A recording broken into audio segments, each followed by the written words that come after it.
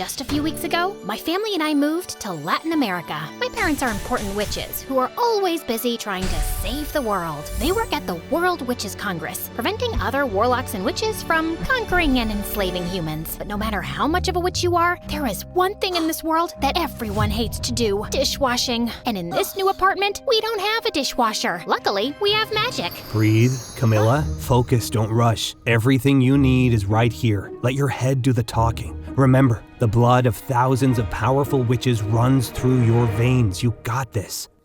What a waste of magic. The child should be learning how to fight humans.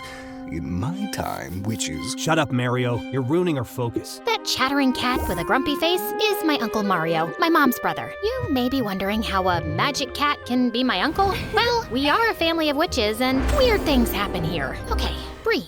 Focus. Let your head do the talking. Listen close, oh sponge so neat. My command, you shall now meet. Dishes dirty, time to clean, no stains left. That's what I mean. Suddenly, the sponge came to life, turned on the water faucet, and started cleaning the dishes with great grace. Yes. But I celebrated too soon. The sponge finished doing the dishes, and instead of drying them, it started throwing them like flying saucers. No, stop! My dad and I had to take shelter under the table. What happened? Is everything okay? All good, love. Sponge, please stop! But it didn't listen to me. After the sponge broke all our china, it began to throw everything within reach. A frying pan hit my father's head, and the knife missed Uncle Mario by an inch.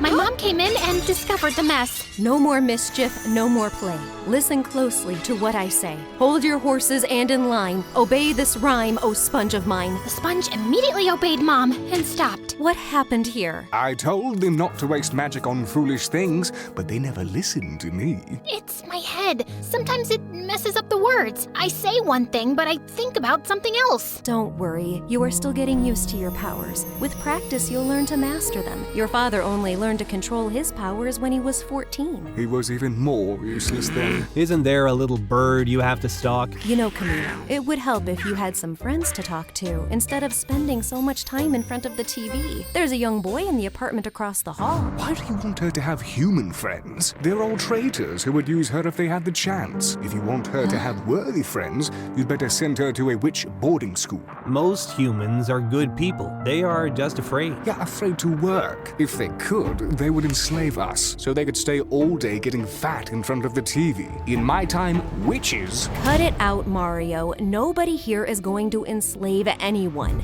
And I don't like you putting those ideas in Camila's head. Both humans and witches can be good or bad. It depends on who they are as a person. Never judge a book by its cover, Camila. Yes, Mom. And now, dance my tools in a cleaning spree. Broom and brush, dustpan be free. Gather dust, sweep away. Kitchen magic, now at play. My mom made it look so easy. Soon the broom, brush, and dustpan came to life, cleaned up the mess, and the kitchen was spotless. Lily, we need to go. We're going to be late for the airport. Now, while we're gone, listen to your Uncle Mario. No spells, especially not in front of humans. And don't go out. You have everything you need here. Witch's word? Witch's word. Love you. Love you more. But I love you naturally. Want some bread with your cheesiness? Don't listen to your Uncle Mario. You're wiser than him. My father kissed me on the forehead, and once again, they were off to save the world. Minutes later, I was ready to binge watch the latest season of Diary of a Sorceress when, Uncle Mario, are you coming or not? I'm gonna play it now. But there was no reply. I started looking for him all over the house and found his necklace lying on the floor. He loves that necklace. He would never take it off. The living room window was open. Could someone have kidnapped Uncle Mario? Hey, how are ya? Come closer. I don't bite. It's my uncle who bites. Welcome to my story. Get ready because it's gonna get really good. Witch's word. But first, give us a like, subscribe to the channel, and turn on the little bell so you don't miss any of my adventures. If you don't subscribe, I'll put a curse on you. Nah, I'm kidding. Or I'm not. Immediately, I tried to call my parents, but they must have been flying because I couldn't get through. I was super worried. My uncle, as annoying as he was, could be in danger. Standing in front of the main door, I was terrified. But then I remembered what my dad always tells me. Camilla, eat your veggies. Not that. The other thing he always tells me. The blood of thousands of powerful witches runs through your veins. You got this. I got this. I felt courage running through my veins. Determined to save Uncle Mario, I opened the door, but a little grandma with her walker was passing by. She scared the heck out of me, and I quickly went back to my house's safety. I don't know if I told you, but I'm terrified to go out, and I don't like strangers. My doctor says I have social anxiety, so my mom wants me to have friends. Tough luck, right? But I also have a wild imagination, and I soon pictured all the horrible things humans could be doing to Uncle Mario. Maybe they were forcing him to entertain spoiled little brats at a birthday party, or jumping fire rings at the circus, or worse, they were forcing him to do stand-up comedy. What is smarter than a talking cat? A spelling bee. It gave me the chills just thinking about it.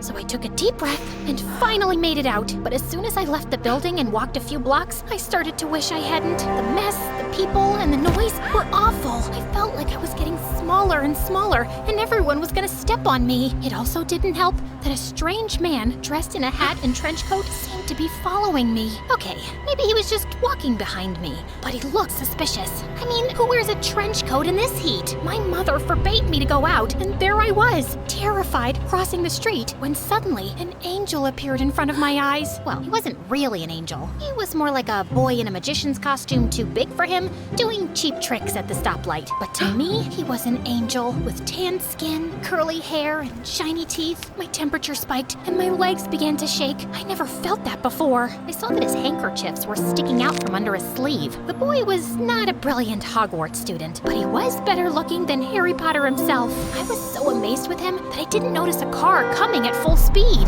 Watch out! He ran as fast as he could, jumped, and pushed me out of the car's way, saving my life. My dad was right. Humans were good. Are you okay? I froze, smiling with a goofy face as people watched us. He waved his hand in front of my eyes, trying to wake me up. I swear I didn't break her. She was already broken. Finally, I snapped out of it. Thank you. You saved me. Oh, thank God you're alright. I'm Diego, the best magician in the neighborhood. And he pulled a small mouse out of his sleeve. Sorry, wrong sleeve. Camilla. What were you thinking, Camilla? Crossing the street like that? You gotta be careful here. Sorry, I don't get out much. But my uncle, my cat got lost and I'm looking for him. My cat's name is Uncle Mario. Oh, if you wait until my shift is over, I can help you find him. I know these streets like the back of my hand. Your shift? Yeah, my shift.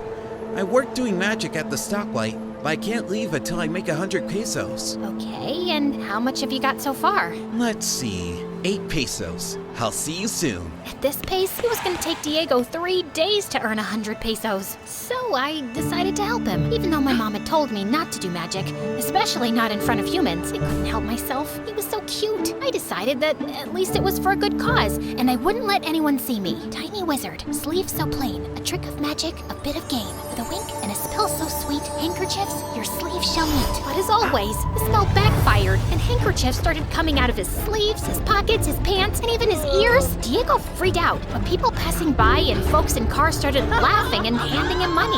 Soon, Diego's hat didn't have just 100 pesos in it. It had more than 1,000. Wow, did you see that? Yeah, you are such a good magician. Thank you. I guess I am. Now, where do we start the search? I know a place where he could be. The fish market. Uncle Mario has a bad habit of taking what doesn't belong to him. Maybe the fishmonger got sick of it and kidnapped him. How do you plan to get in? You distract the fishmonger while I sneak to the back of the store and search for Uncle Mario. Distract him... how? I don't know. Talk to him about fish? I know nothing about fish. Make something up. Not very convinced. Diego entered the fish market and got really nervous when the fishmonger stuck his knife in the cutting board and spoke to him with his deep voice. Good day. What do you want? I'm looking for a cat. What? Catfish. I'm looking for a catfish. I'm out of catfish. Can I get you another fish? Let me think. With the fishmonger distracted, I slowly walked behind his back, sneaking into the store's rear. You're wasting my time, boy. Make up your mind. I got work to do. Just as the fishmonger was about to turn around and spot me, Diego blurted, Can I show you a magic trick? "Oh no, the fishmonger was gonna cut Diego to little pieces and feed them to the neighborhood dogs." I love magic! What? Didn't expect that. I quickly went to the back of the store and started searching for Uncle Mario, but there were only boxes, kitchen tools, and coolers full of ice, fish, shrimps, and crabs. Pick a card and don't show it to me. A little magic here, a little magic there. In front of the fishmonger's fascinated eyes, Diego made ridiculous movements with the cards. Is that what he calls magic? Maybe humans aren't so smart after all. And your card is 5 of diamonds. The fishmonger checked his card with disappointment. No, it's not. Okay, we better move the deck faster. We hurry up a little bit.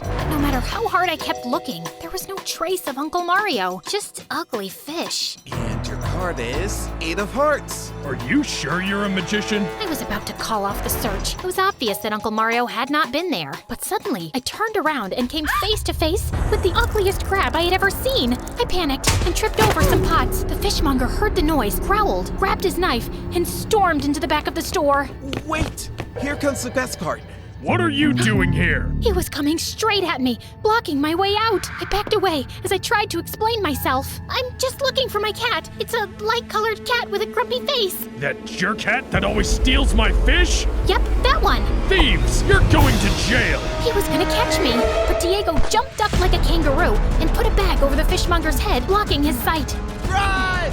I started to run and was about to escape, but the fishmonger grabbed my arm tightly. So he left me no choice. Crab so chill, don't be blue. Time to wait, there's much to do. With a dab of magic, a pinch of fun, revive dear crab, and let's get things done. The horrible crab came to life and used its huge claws to pinch the fishmonger, who screamed and let me go. It worked. I was free. When I noticed that Diego was looking at me, surprised. His eyes were as wide as dishes. He'd seen me doing magic. Mom was gonna kill me. Let's go. I grabbed Diego's hand and we rushed out of the store. Seconds later, the fishmonger came out enraged with his knife in one hand and the crab still clutching him. If I see your cat again, I'm gonna make him sushi! Diego and I ran like crazy, but something caught my eye. The strange man in the trench coat was outside the fish market, watching us. Coincidence? I don't think so. We turned into an alley. I was so busy running away, I didn't see a large blind man with dark glasses and a cane. He stopped Diego. He wasn't blind at all. He was just pretending. Hey, where are you going in such a hurry? Let him go! Edgar,